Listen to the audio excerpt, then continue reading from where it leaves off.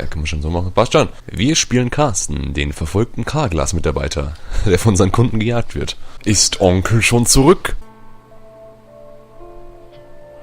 Oh mein Gott, ich bin taub geworden. Scheiße. Wo hat er sein scheiß Gewehr? Was, lasse ich mein Gewehr draußen liegen? Bist du dumm? Ah, wie kann ich schießen? Mit L2 ziehst du, visierst du auch noch am nächsten Fadenkreuz befehlen. Wie kann ich schießen? Oh, ich hab dir deinen scheiß Kopf weggeschossen. Ich liebe das Spiel. Oh Gott, tu nicht so, du blöde Kuh. Mein Gott, mach mir Essen. Fang Abigail mit dem Lasso ein. Oh mein Gott, wie kann ich mit dem Lasso schießen? Ah!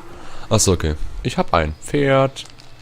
Ein Äffchen und eine tote Frau. Alter, bleibst du mal stehen, du scheiß Pferd. Das hasse ich immer, wenn mein scheiß fucking Pferd wegrennt. Bleibst du stehen, du Kackpferd, ey. Jetzt habe ich's erschossen.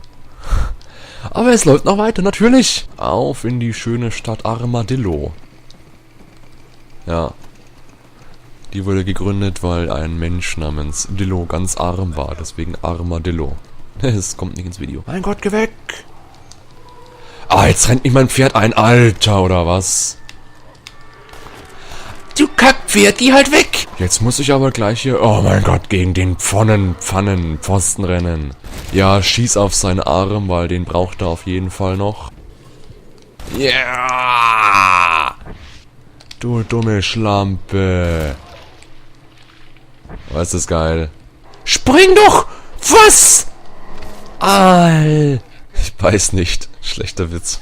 Dabei waren wir so froh, Mutter wiederzusehen, weil sie vor 3 Jahren an Pocken gestorben ist. Also, ich darf nicht aufhören mit meiner brennenden Riesenfackel?